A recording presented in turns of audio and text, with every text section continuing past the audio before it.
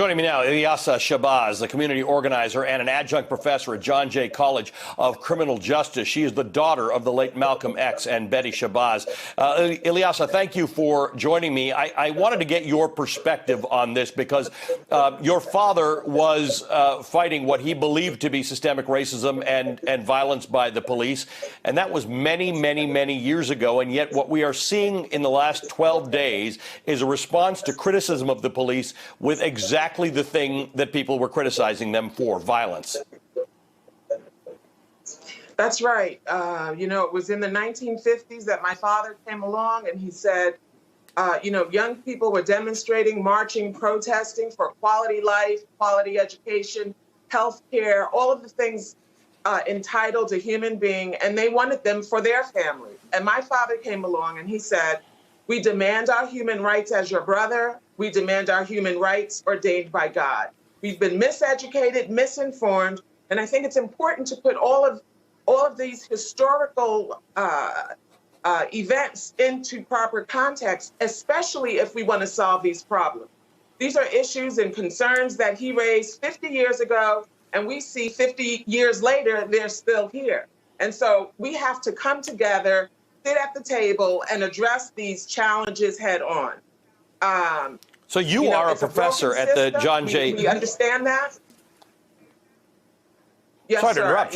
We have a delay on the line, but you're a professor at, where you educate people in law enforcement. Is there a problem in the education? Is there a problem in the execution? Is it unions or is it just racism? Well, listen, it's a human problem, right? It's not an issue of black and white, but the capacity to recognize right from wrong. And so it says that we have to educate.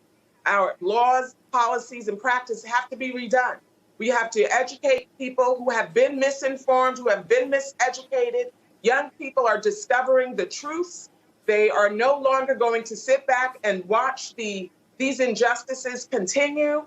We have 50 states that participated. We all sat back and we saw this horrific death of one man. But these deaths are happening right now, and they continue to happen. And so people have to be held accountable.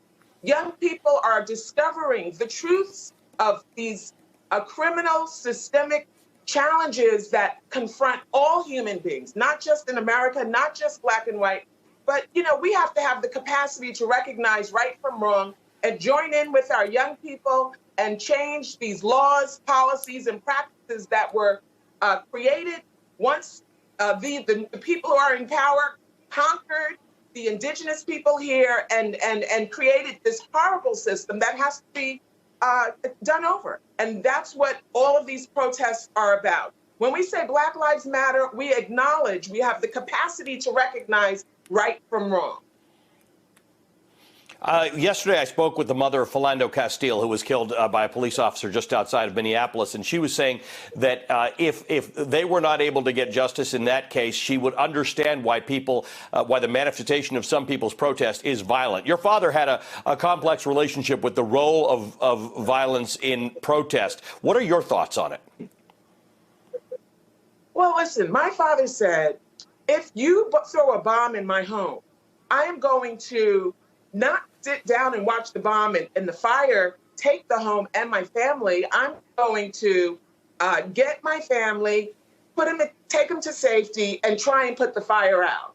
And so I agree with my father that, listen, all of these horrific things are happening. We have to come together and figure it out. He said, if you put a knife in my back 12 inches and you pull it out 10, the knife is still in my back. So we have to come together and address these issues and not allow ourselves to make a little bit of progress, then be undermined by a broken system and find ourselves in the same place where we are 50 years from now.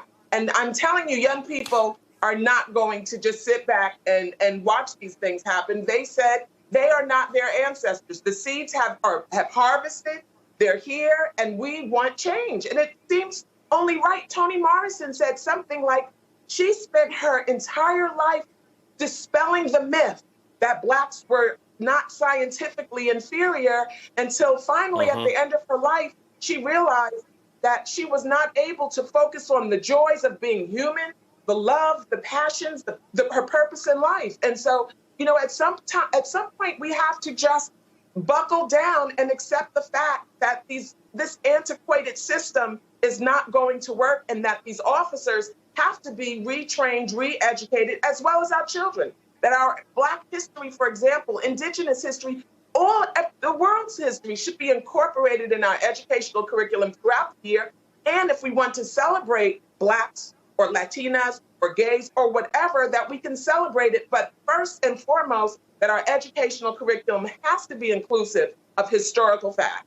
And that is the foundation of thriving civilizations by people of color.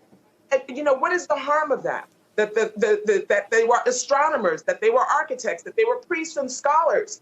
Let's tell the truth. Let our children have self-respect. Let other children have the opportunity to learn truths, especially here in America, where we're so blessed and fortunate to have a melting pot of the various nations of the world. Let us do something about that. Ilyasah Shabazz, thank you for your passion and your time and the work that you do. Ilyasah Shabazz is the daughter of Malcolm X. She is an author, and she's a professor at the John Jay College of Criminal Justice. Yeah, go ahead.